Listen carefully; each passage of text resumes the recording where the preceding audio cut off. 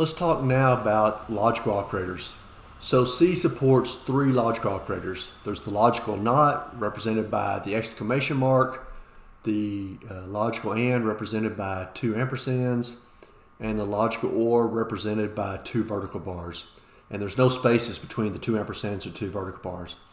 I'm going to try to be clear and always say the logical and or the logical or the logical not, because there are bitwise ands and bitwise ors and bitwise nots that we'll see later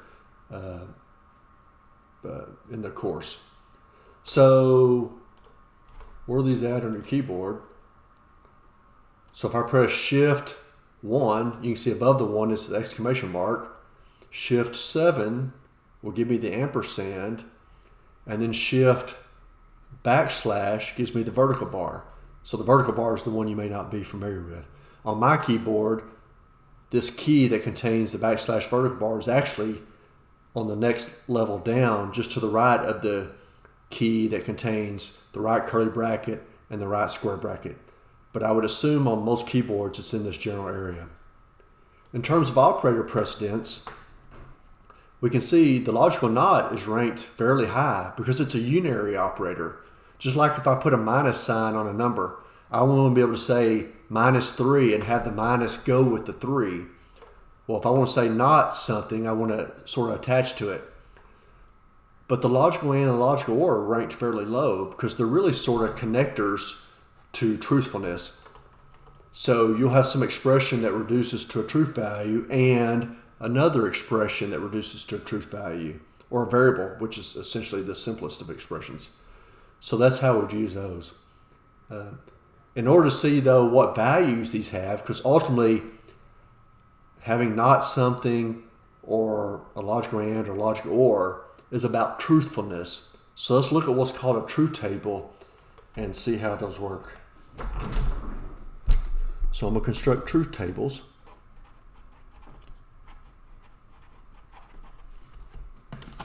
And so for the logical and,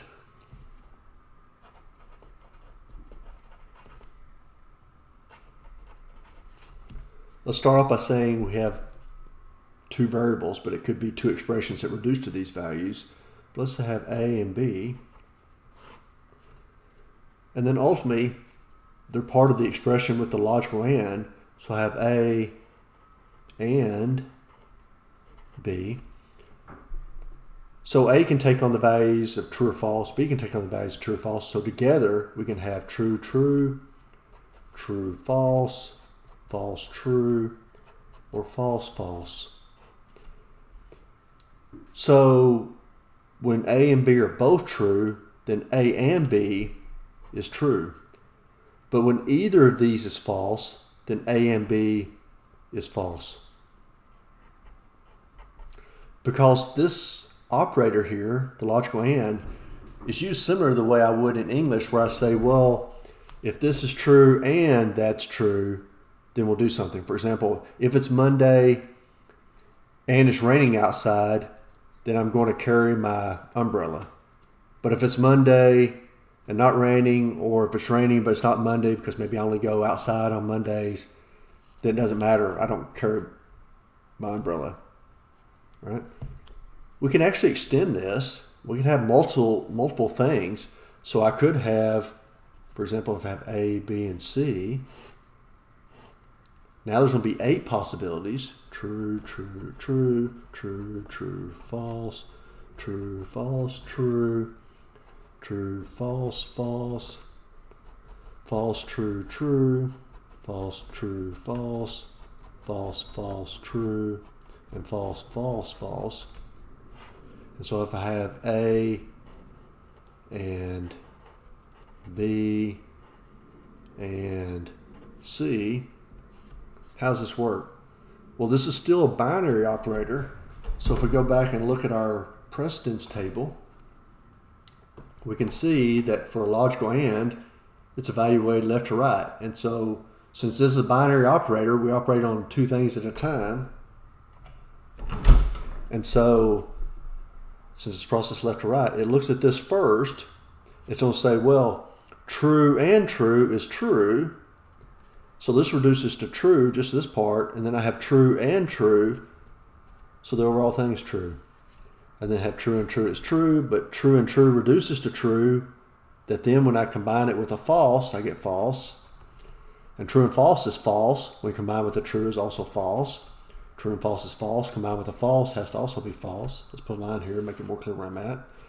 False and true is false. So false and true is false. False and false is false. False and true is false. And false is false. And we could continue this all day. Or I can combine it with other things like the ors, but I just have to make sure I know what the precedence is for that. So this is the truth table for a logical AND. What about logical OR?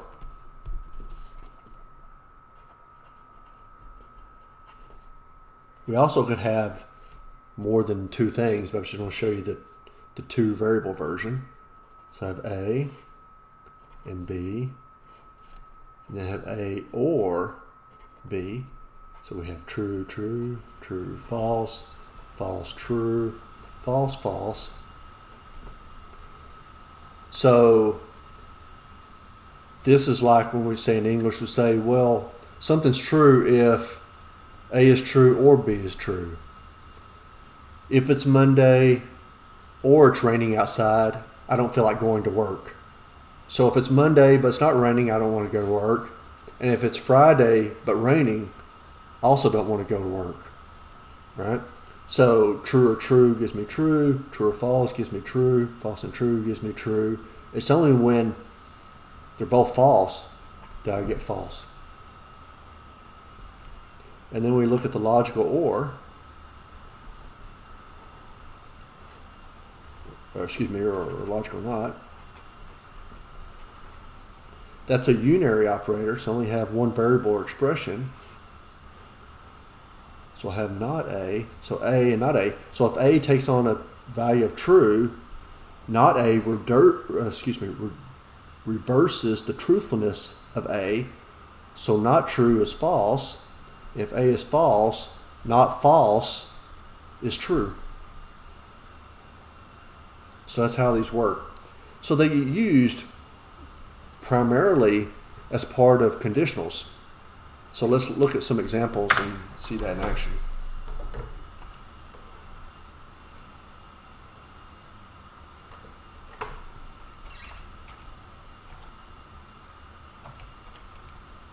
So I could write something like this. This is what we saw up till now. Int A is equal to 10 and B is equal to 7, and we'll have variable X. I'm going to change its value here in a moment, so I'll leave it unassigned. I would say X is equal to 5. So if I say if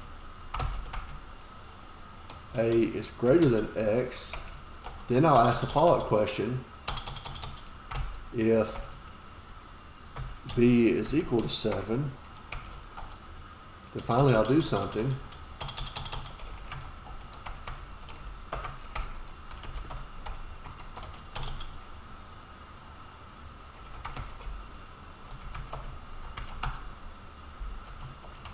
And then we do this, and now we'll say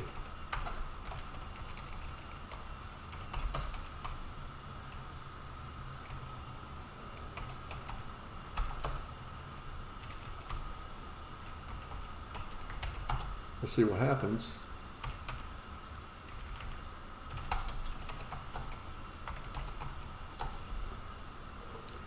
So when X is 5, 10 is greater than 5, so I go on to ask the follow-up question, is B equal to 7? It is. So finally I print true, and I put the 1 there so I know which of these I'm printing. When X is 99, it's false that 10 is greater than 99, so I don't even ask the second question, even though it would have been true. So I don't see the second one. So I asked a question, asked another question, so I only print true when A is greater than X and B is equal to 7. So I could have written these like this. Let me copy these. Set X equal to 5 again.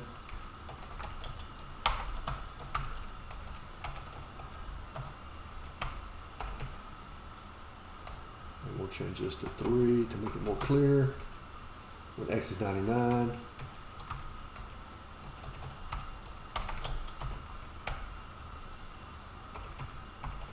change this to 4 to make it more clear. So we get 1 true, 3 true, because it's only when x is 5 that these expressions evaluate to true overall, and then I see the result. So did I need parentheses around a greater than x or b equals 7? Well, as we can see, no. When in doubt, it's perfectly fine. If you think there's some lack of clarity, I could have came in here and done something like this. And I will do that if I'm unsure about what's going on. But if we look back at the precedence table, so it didn't change anything, we can see the logical and is down here, but when I ask is a greater than x, well, here's the greater than, so it's higher precedence, so it's evaluated first and reduces to a truth value of true or false. And then we ask about the equality, that's here, which is also above a logical and or a logical or. So it's also evaluated and replaced by a truth value, just like I said before. And we can also test that just like I did before. So if we want to see right here, when x is 5,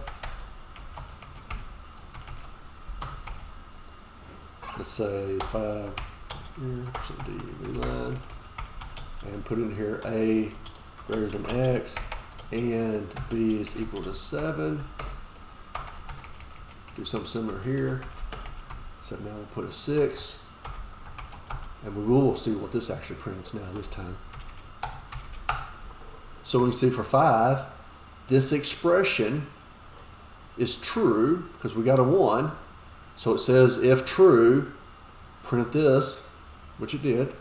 And then when x is 99, we can see we got 0 for this expression. So it says if false, don't print this, basically is what it says. So that's how the logical operators largely are used. Technically, we could use them as part of some other expression. So if I wanted to, I could do something like this.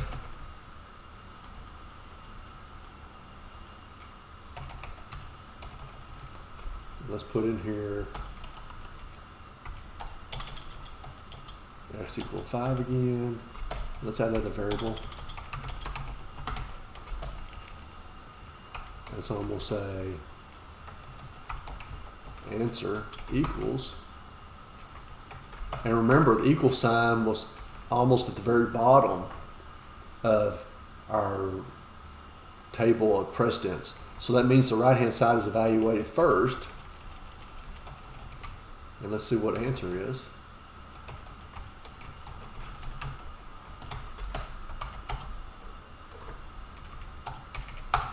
So it's 1, like I'd expect.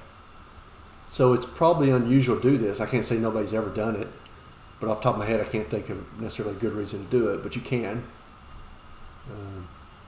If I was going to do it, it probably would be to simplify some other expression, do it outside the conditional and then put things inside the conditional. But for the most part, the logical operators are used within the conditional like I demonstrated. So those get used very often.